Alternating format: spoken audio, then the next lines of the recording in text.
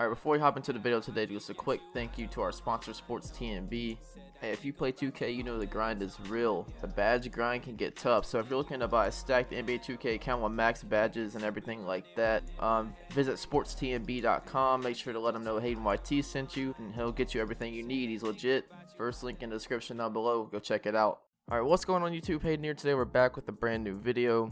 Today's going to be a little bit of a different style video. I usually record the audio and edit all the footage behind it after the fact, but in this video we're going to be doing all of it live pretty much. Today's video we're going to talk about Newman, the Wake Forest quarterback who's transferring and will be a graduate transfer wherever he lands. Alright, so before we hop into the video, make sure to drop a like down below if you enjoyed this video.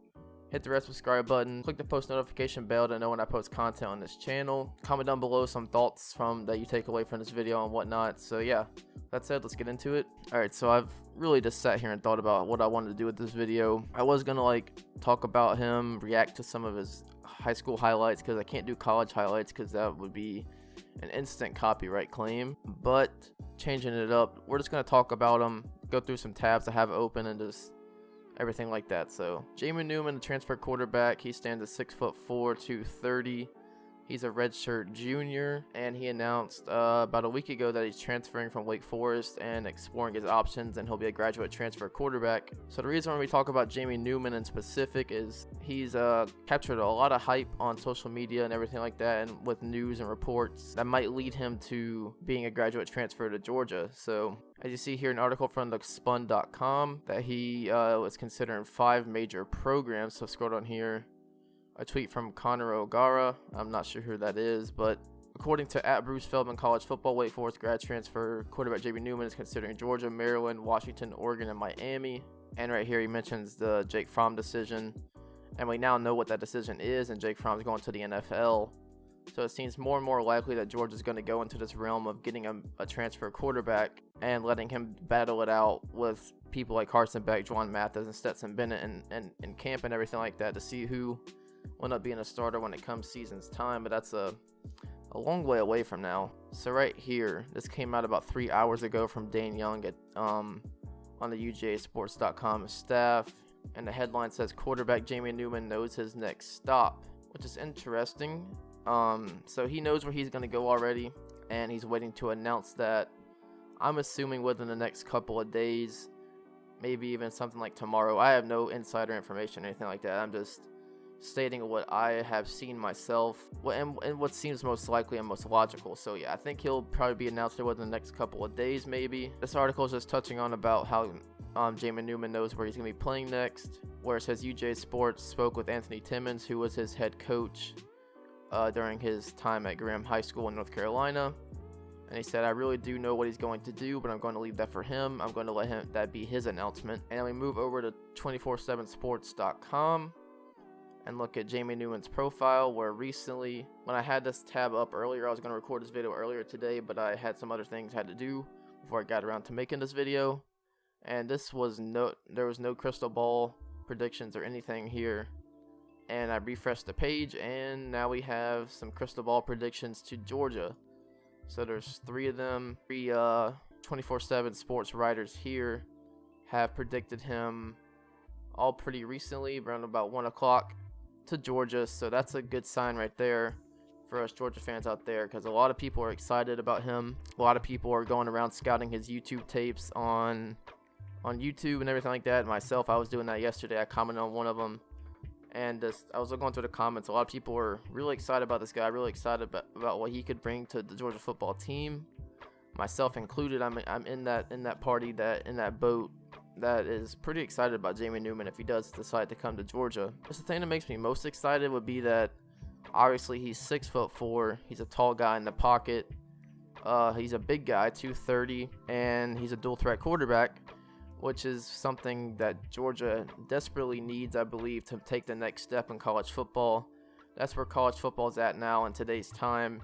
You need someone who can at least run around a little bit.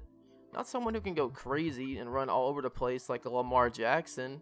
Someone that can step into kind of like a Tua role at Alabama, where he was a known runner in high school, but he could also sling the ball. Newman here is kind of in that. I'm not comparing him to Tua, but he's got that dual threat name to him right here. He was Coming out of high school in North Carolina, he was a dual threat quarterback, ranked as the 17th best dual threat in the country, where he was a 3-star prospect. We'll get some stats here from his last season, where obviously he can throw the ball. He had 2,868 passing yards to 26 touchdowns and 11 interceptions, and a 60.9% completion percentage. And right here, he had 574 rushing yards for 6 rushing touchdowns. And from watching a couple of his highlight reels and everything like that from last season, the guy's a tough runner. He's not just a guy who can outrun people and get around the defenders, but he can run through some defenders. As he's, like I said, he's a tough runner. Like I said, the reason I'm excited, he's a dual threat guy. He can sling the ball. He can throw the ball down the field. He's got a pretty good arm on him. Like I said, he's able to run when he needs to. That's all Georgia needs. They don't need a guy, like I said, who can run crazy everywhere all the time. They just need someone who can run when they need to. Not a true pocket passer. Nothing against Jake Fromm. I'm a huge Jake Fromm fan. I'm a Jake Fromm advocate. One of the guys who supports him when he was getting a lot of hate this season. But yeah, Jake Fromm was a guy who was a pocket passer. He was a field general. He couldn't really get out of the pocket when he needed to at times. And someone like Jamie Newman can bring that kind of dynamic threat to this offense where he can get out of the pocket, escape the pocket, and I think take this offense to the next level where it needs to go, especially giving him this O-line at Georgia. Even though we're losing 4 starters, we still got a lot of talent on this O-line, a lot of 4- and 5-star talents, and especially with a guy like Matt Luke at the helm of the O-line who can coach them up like he did for the Sugar Bowl. That was probably one of the best O-line performances this season. All these offensive weapons. He's got good running backs to give the ball to. They can step up the play action game with Jamie Newman. We got all these wide receivers that are coming in, wide receivers who are returning. Like I said, it could take this offense to the next level that it needs to go to. And obviously him coming to the SEC would be a step up in competition. That's one thing where I've seen people questioning is like in this game against Clemson where he was very limited. He only had 41 passing yards, and Clemson absolutely dominated them. So that's one of the questions people have. I don't really know. Like I said, I'm the kind of guy who I would like to see him come here, give a battle to guys like Carson Beck, Juwan Mathis in camp, and at least just test the waters. At least just play your cards here, Georgia should, and go get this guy, which it seems to be most likely that it might end up happening here soon, and go get this guy and at least just battle it out in camp and see what happens. If Carson Beck or Juwan Mathis or someone like that beats him out, so be it. At least we tested the waters and gave it a shot. Also, one thing that's intriguing, some people don't really like the advanced numbers, but I'm a really big stat junkie kind of person. Pro Football Focus here has some numbers where throwing into tight coverage, he had the best passing grade in the nation of 82, 6th best passer rating in the nation throwing into tight coverage, and first in adjusted completion percentage at 50% throwing into tight coverage.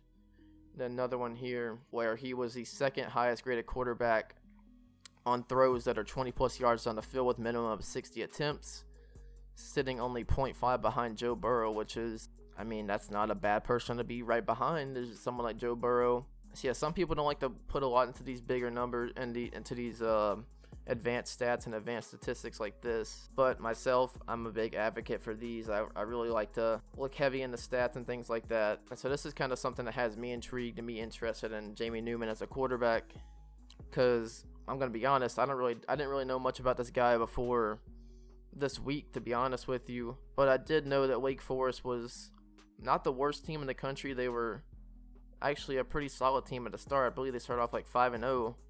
Ended up going 8-5 this year. But Wake Forest did have their bright spots, and I'm pretty sure Jamie Newman was a big reason as to why they were not a bad team. So Wake Forest last season, they were in the Birmingham Bowl. So Wake Forest last year was 7-6 with Sam Hartman as a quarterback. But you see here, when Jamie Newman came in, he led them to a 3-1 record and a bowl victory against Memphis. You see here, Sam Hartman was here for the majority of the season, but it's pretty sure he had a pretty big injury, and that's why he couldn't play. So they were 4-5 when Sam Hartman got injured, and Jamie Newman steps in, leads them to go 7-6, go 3-1 in the last 4 games, and get a bowl victory. So I'm pretty sure Jamie Newman was a big part as to why this team is what it is today. Those receivers I was watching in the highlight reel were fun to watch. What was that main one? Oh my gosh. Oh, right here. His last name's Surratt. That dude's a pretty solid receiver from what I've seen from these highlights I've been watching. Alright, so I believe that's all we have for this video. I'm not really sure how long this one ran. I think I talked a lot more than I thought I was going to. But yeah, just a different style of video here. More of a live version. So yeah, that's the end of the video. Drop a like down below if you enjoyed this video. Hit the red subscribe button. Click the post notification bell to know when I post content on the channel. Comment down below your thoughts on Jamie Newman. Do you think Georgia's going to get him here in the next couple of days? Or what do you think Georgia's going to do? Like, what route do you think Georgia's going to go down with at quarterback? So yeah, with that said, it's been Hayden. I'll see you guys next time, and peace out, everybody.